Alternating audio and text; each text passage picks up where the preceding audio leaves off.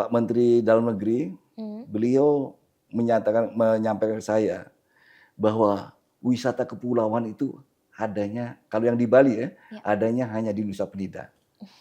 Hanya Kelungkung yang memiliki wisata kepulauan, gitu loh, Pak. Oke. Jadi sekali lagi, saking banyaknya wisata pantai yang dimiliki oleh Kabupaten Kelungkung. Kelungkung itu adalah salah satu, eee, yang menghasilkan budidaya rumput laut. Nah, Oke. rumput laut yang dihasilkan oleh Kabupaten Kelungkung ini, kembali lagi berdasarkan, informasi yang saya peroleh, produk rumput laut yang ada di Nusa Penida memiliki kualitas yang terbaik di dunia. Ini loh. Wah. Nah, sekali lagi inilah potensi. Betul. Ini adalah potensi besar bagi pada Nusa Penida atau nelayan Nusa Penida untuk mengembangkan rumput laut.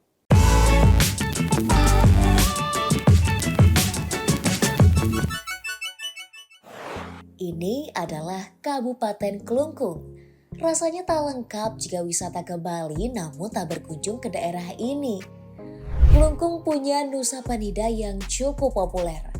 Di sini wisatawan dapat memilih banyak pantai yang indah seperti Pantai Kelingking, Broken Beach hingga Pantai Bilabong. Gak cuma itu, Kelungkung ternyata memiliki budidaya rumput laut yang bisa diolah menjadi banyak manfaat, dikonsumsi hingga dijadikan produk sabun mandi. Seperti apa ya cara Pemkab Kelungkung merawat potensi wilayahnya? Penasaran? Saksikan di episode Nusaraya kali ini. Nah, Sobat Kompas.com, kali ini kita kedatangan PJ Bupati Kelungkung, Bapak Inyoman Jendrika. Apa kabar Bapak? Baik, kabar baik Mbak Putri. Wah, hari Nggih. ini kayaknya Bapak nih sudah prepare banget nih kelihatannya. Habis dari mana sih Pak? Mbak Putri, kami ini bukannya prepare, tapi kembali lagi kebetulan saya ini dari Kabupaten Kelungkung baru saja habis menerima Hmm. sertifikat Kabupaten Kota Bebas Prambusia Hmm. dari Menteri Kesehatan, Ya. dan itu diterima oleh 99 kabupaten seluruh Indonesia. Jadi inilah tadi saya langsung dari selesai acara kegiatan Ah, penerima penghargaan Prambusia, saya langsung ke sini. jadi kayak rapi sekali hari Nah, ini, iya. Bali sekali. Ini, ya, Nah Bapak, iya. ternyata tadi kita sempat ngobrol-ngobrol sedikit nih. Mhm, Sebelumnya kan memang berkarir di Jakarta ya Pak iya, ya. Kemudian ditugaskan ke Kelungkung, balik ke iya, Bali nih. balik ke Bali. Gimana nih perasaannya? Ada sesuatu yang ada penyesuaian-penyesuaian mungkin Pak? Oke, makasih. Memang saya juga kembali lagi Mbak Putri, saya tidak pernah juga berpikir bahwa saya akan bertugas di Bali karena Ya. setelah 39 tahun meninggalkan Pulau Dewata, setelah saya dari Palembang, kemudian tahun 85 saya ke Jakarta lagi dan diberikan kesempatan untuk mengabdi. Kalau bahasa Balinya adalah ngayah.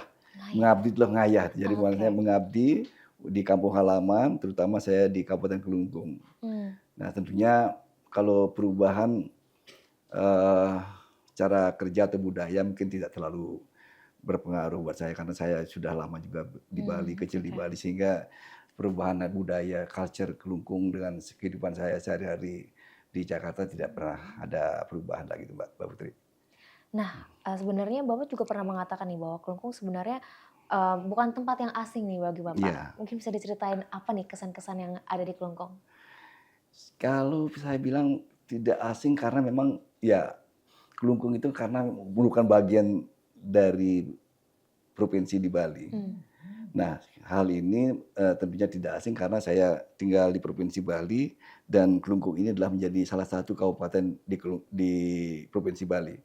Tidak asing karena sekali lagi saya memang dulu pernah ada cerita kecil ini. Boleh nggak cerita kecil nih, Boleh Mbak dong. Putri? Jadi saya dulu waktu masih kecil, Hmm. ya umur sekitar 10 tahun pas saya kelas 3 SD, saya pernah dijanjikan oleh paman saya untuk datang ke Kelungkung, terutama ke Nusa Penida. Hmm. Namun sampai dengan tahun 2023 akhir, sebelum tanggal 16 Desember 2023, itu saya 38 tahun tidak pernah menginjakkan kaki di Nusa Penida. Jadi adalah cerita unik yang saya alami waktu 10 tahun 10 tahun, usia 10 tahun pernah dijanjikan akan diajak ke Nusa Penida, Ya. tapi akhirnya tidak kesampaian dan tahun 2023 Desember akhir saya akhirnya bisa menginjakkan kaki di Nusa Penida. Bukan hal yang baru lagi berarti ya?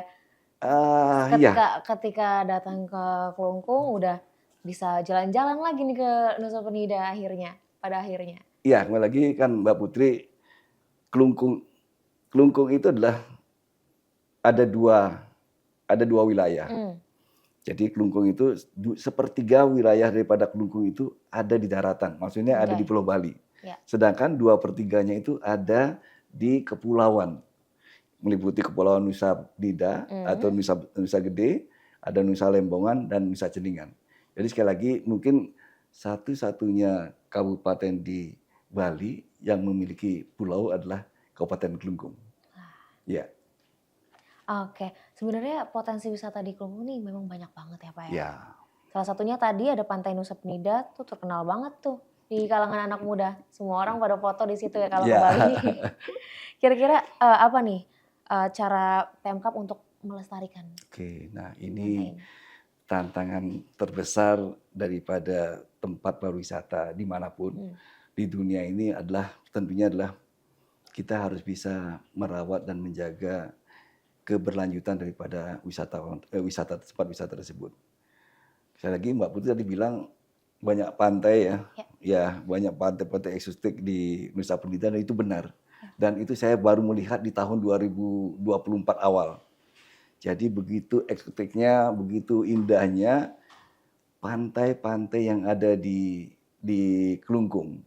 Nah, di Kelungkung itu Mbak, jadi bagaimana kami merawatnya? Dan sekali lagi, kami sebenarnya melalui Dinas Pariwisata Kabupaten Kelungkung berupaya untuk mengajak semua stakeholder, meliputi daripada pemilik hotel, pemilik restoran, masyarakat, untuk bersama-sama menjaga kebersihan Kelungkung. Khususnya adalah Nusa Penida. Kenapa? Karena sekali lagi wisatawan ingin merasakan suatu kenyamanan. Ingin nyaman, ingin bersih, ingin mereka itu berada seolah-olah di tempat yang ya tidak ada sampah yang berserakan, khususnya adalah sampah-sampah plastik. Dan sekali lagi, ini masyarakat di sana sudah sangat menyadari ya. Masyarakat kami di Kabupaten Kelungkung, khususnya di Nusa Penida, sangat menyadari bahwa kita wajib menjaga kebersihan sehingga masyarakat, sekali lagi saya sampaikan, pemilik hotel, restoran, masyarakat nelayan berupaya bersama-sama dengan Pemkab Kelungkung melalui Dinas Lingkungan Hidup dan Pertanahan bersama dengan Dinas Pariwisata bekerja sama untuk bagaimana menjaga kebersihan dan sampah yang ada di Kabupaten Kelungkung khususnya di Nusa Penida gitu Mbak Putri. Nah kira-kira gimana nih cara Pemkab untuk mengelola sampah? Oke, nah ini cerita menarik Mbak Putri. Kalau kita bicara sampah, saya akan selalu sangat senang atau serius apabila saya diajak berbicara masalah sampah, Mbak Putri. Kenapa? Apalagi di mana-mana saat ini di Bali, sampah menjadi salah satu masalah yang pelik dan menurut saya adalah kompleks. Kenapa? Karena apa? Khusus saya bicara masalah di Kelungkung ya. Saat ini produksi sampah yang dihasilkan oleh masyarakat di kota Kelungkung ya itu 32 ton per hari. Dan kami memang kalau barangkali Mbak Putri pernah mendengar adanya adalah kami punya solusi memiliki inovasi yang namanya adalah TOSS atau TOS, tempat olahan sampah setempat. Nah ini sebenarnya adalah suatu inovasi yang sangat bagus ya kami di Kelungkung karena kami bisa mengolah sampah menjadi namanya adalah sampah organik itu menjadi pupuk ya. Kemudian yang non organiknya bisa juga menjadi alat yang dipergunakan untuk menunjang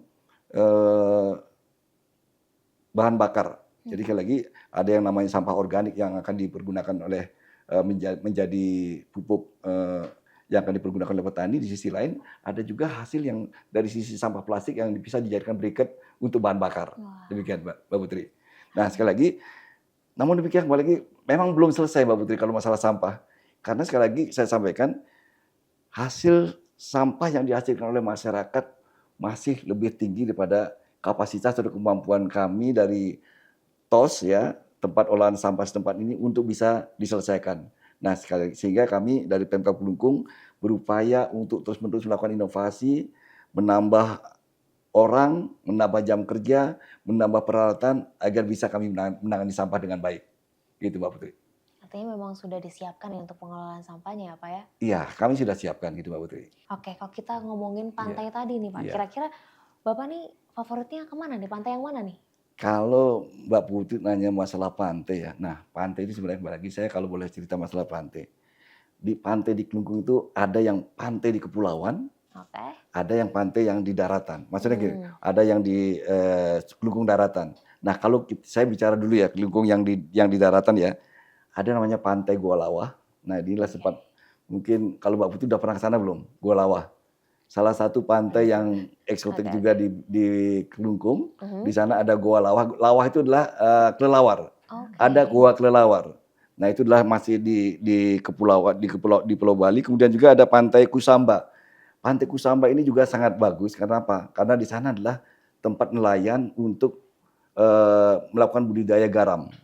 Kemudian juga ada Pantai Klotok, di sana adalah ada pura juga yang itulah salah satu pura yang banyak dikunjungi oleh umat Hindu. Kemudian juga ada Pantai Lepang dan Pantai Tempi Besar. Jadi sekali lagi itu adalah yang di Bali, yang di Pulau Bali. Nah, Oke. sedangkan yang saat ini adalah booming mungkin lagi banyak-banyaknya dikunjungi wisatawan Mbak Putri ya. Satu hari 4.000 sampai 5.000 wisatawan asing maupun domestik ya datang ke Pulau Nusa Penida. Penyeberangan ke sana kalau menuju ke Nusa Penida nih Mbak Putri ya bisa melalui Sanur. Jadi biasanya wisatawan yang menginap di Denpasar, di Badung ya, atau di daerah selatan Pulau Bali, dia akan lebih dekat dari Sanur menuju ke Pulau Nusa Penida. Nah, sekali lagi pantai-pantai yang terkenal di sana mungkin Mbak Putri kalau bisa pastinya sudah mendengar ada namanya Pantai Kelingking. Iya, betul. Ya, kemudian ada Broken Beach juga. Hmm. Kemudian juga ada Angel Wilabong. Jadi sekali lagi nama-nama ini adalah nama-nama dibuat oleh wisatawan. Oh, Ya, oke. jadi sekali lagi tadinya yang pantai Broken Beach itu adalah tadinya itu nama aslinya itu adalah ya nama kampung banget gitu. Ya, tidak seperti itu aslinya gitu. Nah, kemudian juga ada namanya juga Pantai Sebele. Pantai Sebele itu ini masih sangat jarang dikunjungi wisatawan. Oke. Nah, karena memang sekali lagi Pantai Sebele ini adalah sangat jauh, maksudnya sangat jauh ke bawah dan juga jalannya masih agak ada kerusakan. Oleh wisatawan apa disebutnya Mbak Putri? Apa? Apa enggak? Mungkin kalau akan sangat sangat kaget kalau mendengarnya. Padahal nama aslinya Pantai Sebele. Jadi apa nih Oleh berarti nih? wisatawan disebut menjadi Pantai Isabella. Wah. Luar biasa kan? Nah, sekali lagi pantai-pantai yang ada di Nusa Penida, ada Broken Beach, Pantai Angel Wilabong, Diamond, kemudian Pantai Atuh, Crystal Bay, kemudian juga Pantai Devil Tir. Nah, Devil Tir ini juga sangat eksotik sekali, Mbak. Kalau Mbak Putri ke sana ya, ke Devil Tir di sini, akan bisa menyaksikan dentuman ombak yang menabrak karang, di mana ombaknya itu akan istilahnya akan tersebar ke atas. Jadi itu sangat eksotik sekali. Wisatawan asing akan sangat senang, mereka akan mendapatkan view atau spot foto untuk di Devil Tir di sini. Dan satu lagi Devil Tir ini kami kembangkan sekarang ini Mbak Putri ya. Devil Tir di sini kami Dinas Pariwisata sudah mulai mengembangkan suatu atraksi agar wisatawan ini bisa stay more than 1 days in Nusa Penida. Jadi karena saat ini mereka wisatawan biasanya dari Denpasar atau dari Bali Daratan atau dari Kelungkung, mereka datang pagi, mereka naik speedboat, butuh waktu 45 menit dari Sanur, sedangkan dari Kusamba 30 menit. Sampai di sana mereka mengunjungi 4 atau 3 tempat pantai di Nusa Penida, kemudian sore mereka balik. Nah, tentunya bagi kami Pemkab Kelungkung tidak menginginkan kondisi seperti ini. Kami inginnya wisatawan itu datang ke Nusa Penida, mengunjungi beberapa pantai, mereka menginap di sana. Ya. Hotel-hotel yang ada dimiliki oleh masyarakat atau investor di sana juga akan menjadi okupasinya akan menjadi tinggi sehingga ekonomi mereka akan bisa apa namanya makan di restoran di sana atau makan di tempat-tempat usaha rumah makan yang disiapkan oleh masyarakat sehingga sekali lagi dampak ekonominya akan semakin besar gitu Mbak Putri. Ekonomi bisa berputar di Iya, masyarakat iya, iya, setempat ya Pak ya. iya. Rasanya kalau kita sebut Kelungkung ini sebagai rumah bagi pantai-pantai indah tuh kayak rasanya tepat sekali ya Pak ya. Iya, sepertinya kalau istilah itu kan sangat tepat Mbak Putri ya. Iya. Ini saya sitir ya. Ini saya mohon maaf saya menyebutkan salah satu pimpinan kabinet di bawah Presiden Pak Jokowi ya. Pak Menteri Dalam Negeri, beliau menyampaikan ke saya bahwa wisata kepulauan itu adanya, kalau yang di Bali ya, adanya hanya di Nusa Penida. Hanya Kelungkung yang memiliki wisata kepulauan. Gitu loh, Pak. Jadi sekali lagi, saking banyaknya wisata pantai yang dimiliki oleh Kabupaten Kelungkung. Nah, tanggal 28 katanya nih Kelungkung mau ada hari jadi nih ya Pak Oke, ya. ya. Kira-kira ada apa aja nih nanti? Nah, gini Mbak Putri, kebetulan kalau bicara tanggal 28 April ini memang menjadi salah satu tanggal yang kalau saya bilang lah spesial buat Kabupaten Kelungkung. Karena di sana adalah Kabupaten Kelungkung ini akan memperingati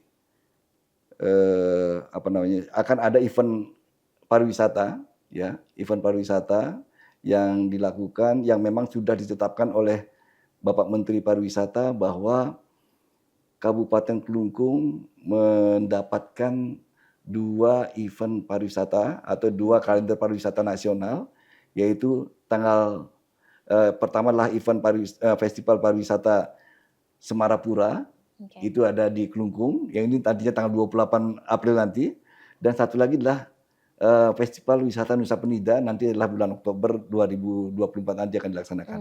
Nah sekali lagi ini adalah salah satu event yang penting buat kami, masyarakat Kabupaten Kelungkung, dan juga para wisatawan asing atau domestik untuk bisa datang ke Semarapura atau ibu kota Kelungkung untuk bisa menyaksikan Festival Semarapura tanggal 28 April tahun 2024 ini.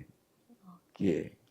Nah kalau misalkan wisatawan yang datang ke Kelungkung pasti yang dicari selain spot wisata juga oleh-oleh nih Pak. Iya. Bapak punya rekomendasi nggak nih? Apa nih oleh-oleh yang bisa kita bawa? Nah kalau bicara wisata Kelungkung tentunya wisata itu ya mau tidak mau harus bisa mendapatkan ciri khas daripada tempat destinasi yang dikunjungi. Nah sekali lagi Mbak Putri, kalau di Kelungkung itu sebenarnya kalau kita bicara makanan, saya bicara makanan dulu. Sebenarnya saya akan ingin cerita sebelum masuk ke oleh-oleh. Jadi di Kelungkung itu ada namanya serombotan. Serombotan ini adalah makanan khas Kelungkung yang terbuat dari sayuran, kacang, kemudian juga kangkung, kemudian adalah toge, ya. Dan itu adalah direbus seperti kalau mungkin bahannya seperti bahan gado-gado di Jakarta ya, tapi sekali lagi bumbunya itu sedikit berbeda. Nah itu dari sisi makanan. Nah kemudian bagaimana dengan yang lainnya? Nah lainnya ini adalah Mbak Putri, kalau apalagi Mbak Putri wanita ya, pastinya suka dengan busana ya. Nah ini saya adalah salah satu atau mungkin yang terkenal dari sisi hasil untuk oleh-oleh dari Kelungkung adalah namanya kain endek. Endek. Kain endek ini adalah salah satu produk endek Kabupaten Kelungkung. Ya. Nah endek ini ya. Bedanya apa tuh Pak? Kalau dari sisi memang pembuatan endek di sini ya dia harus ditenun melalui proses tenun, dibuat melalui mesin tenun tradisional. Nah kemudian sekali lagi, kalau saya proses pembuatannya sendiri saya melihat sedikit agak rumit ya, karena sekali lagi dari benang yang polos dilakukan ikatan bisa dibentuk motifnya, kemudian setelah benangnya itu dibuat motif dikeringkan, nah sekali lagi tentunya hanya orang ahli. Iya. Hanya orang ahli yang ahli tenun yang bisa melakukannya itu. Dan sekali lagi saya dapat informasi bahwa untuk membuat desain motifnya itu bisa jadi mungkin butuh 2-3 hari atau bisa jadi 1 minggu untuk bisa menghasilkan motif yang sangat sangat kompleks seperti ini kan. Ya, inilah aslinya itu ya hanya katanya diikat-ikat kemudian diwarna. Nah, setelah itu baru dilakukan ditenun dengan alat tenun, dan itu untuk yang kualitas bagus mungkin bisa jadi satu kainnya itu biasanya sampai dengan 1 meter sampai dengan 2 meter itu adalah bisa dikerjakan sampai dengan 1 minggu gitu Mbak Putri. Ya. Oke, motifnya Ya. seperti Ya. ada bunga-bunga gitu ya Pak ya? Dan modelnya banyak, modelnya Oke. banyak. Dan juga dari sisi kualitas tentunya ya kalau barangkali kita bicara kualitas tentunya kalau orang Jawa bilang onergo no rupo. Jadi apalagi kalau mohon maaf kalau kualitas benangnya yang bagus, tentunya harga jual produk endeknya ini juga akan mahal juga. Itulah dari sisi endek. Ini model seperti ini. Nah, kemudian ada juga namanya songket, Mbak Putri. Oke. Nah, kebetulan saya hari ini full. Ini ada endek, ada Full ya. songket. Nah, Bisa langsung ditunjukkan ya ini adalah berarti. produk juga dari Kelungkung. Jadi sekali lagi Oke. inilah saya bersyukur hari ini tampil bisa mengenalkan produk-produk Produk lokal Kabupaten Kelungkung. Ini endek dan juga ini adalah songket. Songket juga adalah salah satu produk kerajinan di Kelungkung. Itu yang kalau oleh-oleh yang kalau barangkali Mbak Putri nanti ke sana ke Kelungkung, ada namanya pasar ya, pasar tematik ya. Pasar tematik ini letaknya di Kelungkung, ini baru diresmikan kalau nggak salah tahun kemarin ya, tahun 2023. Di sana pasar modern ya. Jadi satu-satunya adalah pasar yang di Kelungkung yang menggunakan eskalator. Oke. Oke, kemudian di sana ada ya menurut kami lah itu salah satu pasar modern yang ada di Kelungkung, dan di sana juga Mbak Putri bisa membeli oleh-oleh dalam bentuk endek, songket, dan di satu lantai juga ada tempat untuk food courtnya, macam-macam makanan tradisional Kelungkung yang ada dijual di sana. Berarti Gitu. satu tempat udah lengkap ya, kita bisa beli apa Iya, aja di sana. iya, gitu Mbak Putri. Oke. Nih selain Iya. sektor wisata, Iya. ternyata Kelungkung juga memiliki potensi di bidang pertanian nih, yang Iya. lumayan unggul ya Pak ya. Iya. Hasil tani itu apa aja sih Pak yang unggul di Kelungkung? Kalau hasil pertanian yang di Kelungkung ini lagi sebenarnya kami itu saya bicara dulu di Kepulauan Nusa Penida ya. Di Kepulauan Nusa Penida itu ada namanya tanaman jagung. Ya. Kemudian juga di sana ada jambu mente. Nah, sekali lagi itu adalah tanaman-tanaman atau produk-produk pertanian yang ada di Nusa Penida. Kemudian juga ada untuk yang di daratannya adalah namanya cabai bontok dan juga kedelai. Itu juga ada di daratannya. Kemudian satu lagi adalah komoditas pertanian lainnya adalah kelapa.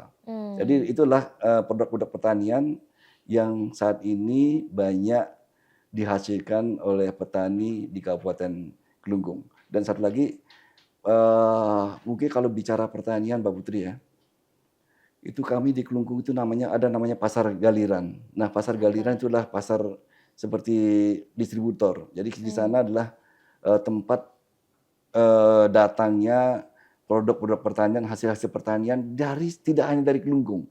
Itu datang dari Karangasem, dari Bangli, itu penghasil-penghasil petani juga.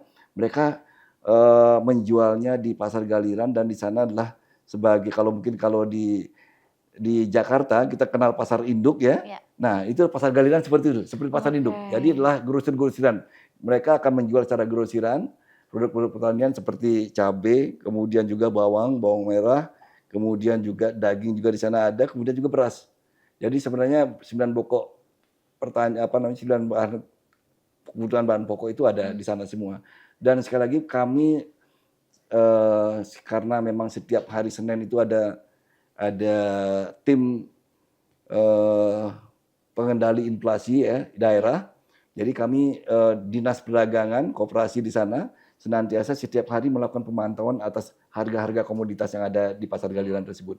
Demikian Mbak Putri. Kira-kira nih menurut Bapak apa nih aspek yang mungkin bisa untuk mendorong lebih maju nih soal hasil tani dari Kelungkung sendiri, Pak? Nah, lagi kalau bicara aspek-aspek untuk yang harus dikembangkan daripada Kelungkung adalah apalagi kita mau walaupun kita bicara masalah pertanian gitu Mbak ya, mau tidak mau kita harus bicara sumber daya manusia. Ya. Nah, sekarang lagi teknologi petani juga harus dikenalkan dengan teknologi karena dengan demikian kembali lagi masyarakat di Kelungkung petani di Kelungkung tidak hanya sekedar menanam seperti biasa tetapi juga mereka harus dikenalkan dengan teknologi. Contohnya begini, Mbak. Kapan mereka harus melakukan tanam di musim apa, kemudian kalau dari sisi pemupukannya pupuk apa yang harus mestinya diberikan untuk jenis-jenis tanaman yang berbeda. Nah, sekali lagi itu adalah aspek dari sisi sumber daya manusianya. Kemudian aspek budidaya. Nah, aspek budidaya di sini kembali lagi kami sebenarnya Mbak Putri ya, di Kelungkung ini di samping memiliki pertanian saya sebutkan tadi ada jambu mete, ada jagung, kemudian ada cabai, kemudian juga ada kelapa.